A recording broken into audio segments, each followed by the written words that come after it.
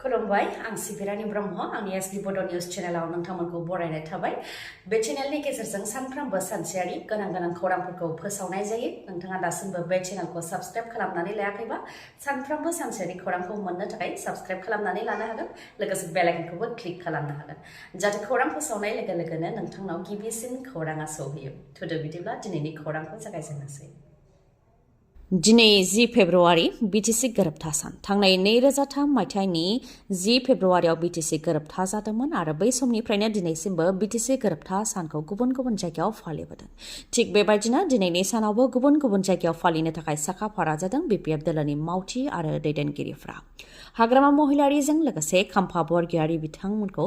ज'यैनो BTC गोरोबथा सानखौ फालिनायखौ नुबोनाय जादोंमोन थांनाय 2003 मायथाइनिफ्रायनो खाम्फा बरगयारी आरो हाग्रामा महिलारीखौ ज'यै BTC गोरोबथा सानखौ फालिनायखौ नुबोनाय जादोंमोन नाथाय बे खेबाव खाम्फा बरगयारीया BTC गोरोबथा सानखौ फालिगोन ना फालिया बेयो मोनसे सोंथि मानोना BTC गोरोबथा साननि साननै सिगांसो बिथाङा BPF दोलोखौ एंगारनानै UPPL दोलोआव हाबफैदों खाम्फा बरगयारी बिथाङा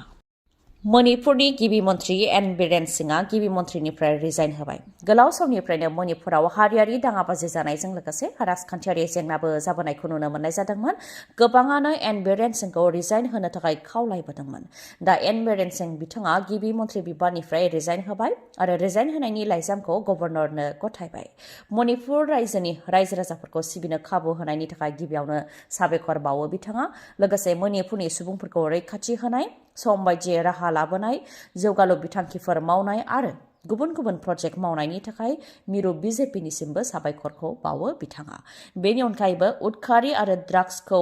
जाहाथे मणिपुराव होबथायो बेनि थाखाय खावलायो लोगोसे गुबुननिफ्राय हाबफैनायखौ सिमायाव जाहाथे होबथायो बेनि थाखायबो खावलायो एन बीरेन सिंह बिथाङा गिख्रंथाव बासनि जाब्रबथायजों 44 सुबुंनि जिउ खहा अर खामनायजों रोहो खामथारजानो गोनां जादों 44 सुबुंफ्रा गासै 48नि मादाव 44 सुबुङानो अरजों खामथारजानो गोनां जादों आरो 7निया खुनु रोखोमै जिउ रैखा मोननो हादों गंसे ट्राक आरो गंसे बासनि गेजेराव गोख्रोङै सौग्रावलायनायावनो बे जाथाया जानो मोन्दों गंनै गारिनि गेजेराव गोख्रोङै सौग्रावलायनायाव बासाव रोहो अर जोंब्लावदों जायजों बासा खामनानै सेवहांगार जादों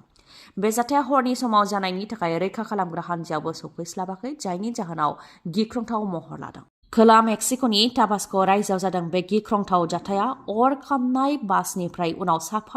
साफा गोथै देहाखौ बोखांदों गासै 44नि मादाव 39आनो दावबायारिफोरमोन आरो गुबुना बास आरो ट्राकनि सालायग्रामोन खाम्फा बरगयारीया होखारबाय बेनिखायनो 14 नं चिरां दुवाराव BPF दोलोआ गोदानै मावख'आव बेखेवबाय लाइमोन BPFनि दैदेनगिरि प्रहलाद ब्रह्मआ बे बिबुंथिखौ होदों बिथाङा फोरमायथिदों दि सिगांनि मावख'आ खाम्फा बरगयारीनि न'सोमोन दा बिथाङा होखारबाय बेनिखायनो गोदान BPFनि अफिस बेखेवबाय होननानै फोरमायथिदों ओजोंहाय UPPL दोलोआव हाबफैनायखौ लानानै खाम्फा बरगयारीखौबो सोंखारियो बिथाङा बुंथिदों दि खाम्फा बरगयारी हिसाबै बिजिरनानै नायोब्ला बिथाङा मोनफ्रोमबो बिसायख'थियाव जेनबोदों खालि 2010आव जानाय बिसायख'थियावल' देरहादों 2015आव खुनु रोखोमै 38 भट फारागजोंल' देरहादों बेनि अनगायै 2009 2014 2020 2021नि MLA MP मोनफ्रोमबो बिसायख'थियाव बिथाङा जेनबोदों होननानै बुंथियो प्रहलाद ब्रह्मआ आरो बिथांनि सायाव रायजो राजाफ्रा दि फोथायनाय गैला बेखौ बेजोंनो बुजिनो हायो होननानैबो बुंथियो BPFआव थायोब्ला 14 नं चिरां दुवारखौ दखल खालामनो हानाय नङा आरो गुबुनाव थाङोब्लासो दखल खालामनो हागोन होननानै बिथाङा साननो हागौ नाथाय बे बियाबाव खाम्फा बरगयारी थानायखायसो BPF दोलोआ जेनबोदों आरो बिथां थांनायखौ गोबां रायजो राजाफ्रानो रंजादोंसो होननानैबो बुंथियो बिथाङा जायनाखि खाम्फा बरगयारीयानो BTC गोरोबथाखौ सोरगो आरो बिटिआर गोरोबथाखौ नोरग होननानै बुंदोंमोन दा बिथाङानो नोरगआव थांबाय बेनि अनगायैबो बिथांमोनहानो BTC गोरोबथा खालामदोंमोन आरो BPFखौ दादोंमोन 17 बोसोर सालायदोंमोन हाग्रामा महिलारीनि अननायाव आरो रायजो राजानि अनसायनायाव डिपुटि चिफ जादोंमोन आरो बिथांनोनो MPनि टिकेटबो होनाय जादोंमोन नाथाय बिथाङा बेबायदि थगायनो नाङामोन होननानै बुंथियो प्रहलाद ब्रह्मआ छत्तीसगढ़आव रैखाथि हान्जानि गेदेर जाफुंसारनाय 33 नाक्सालाइटफोरखौ गावथारनो हादों छत्तीसगढ़नि बिजापुराव जादों बे जाथाया गुबुन रैखाथि हान्जाया जयेन्ट अपारेशन खालामदोंमोन बेयावनो 33 नाक्सालाइटफोरखौ गावथारनो हादों बिजापुर जिल्लायाव थानाय इन्द्रावती नेशनेल पार्क ओनसोलनि हाग्रायाव नाक्सालाइटफोर थानाय खौरां मोननानै बेयाव जयेन्ट अपारेशन खालामदोंमोन बेयावनो गावलायलायनाय जादों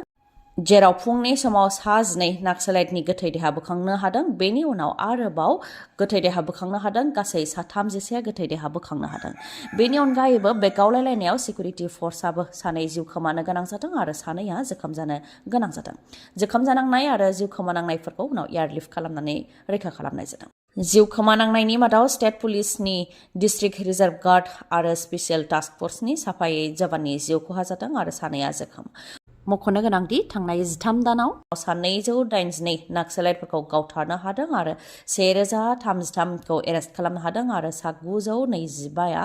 सारेन्डार जादों बेफोर गासैखौ लानानै बियो रैखाथि हान्जानि मोनसे गेदेर जाफुंसारनाय होनानै रैखाथि हान्जानिसिम साबायखर बावदों छत्तीसगढ़नि गिबि मन्थ्रिया